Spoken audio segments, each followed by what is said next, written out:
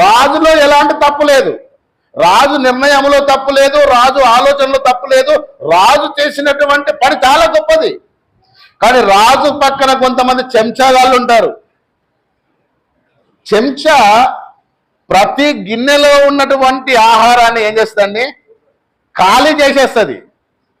చెంచా పని ఏంటండి అంటే ఒక స్పూన్ అనుకోండి, స్పూన్ ఏం చేస్తుందండి, రోజు కొంచెం రోజు కొంచెం రోజు కొంచెం దాన్ని ఏం చేస్తుంటుంది, ఖాళీ చేస్తుంటుంది. అవునా? చెంచా కరిగిపోదు, గిన్నెలో ఉన్నటువంటి పదార్థం కరిగిపోద్ది.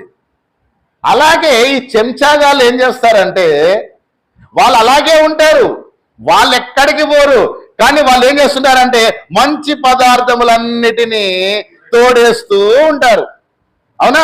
ఆ మంచి పదార్థాలన్నిటినీ ఖాళీ చేసి గిన్నెలో ఏమి లేకుండా చేసేంత వరకు చెంచా పని చేస్తూనే ఉంటుంది.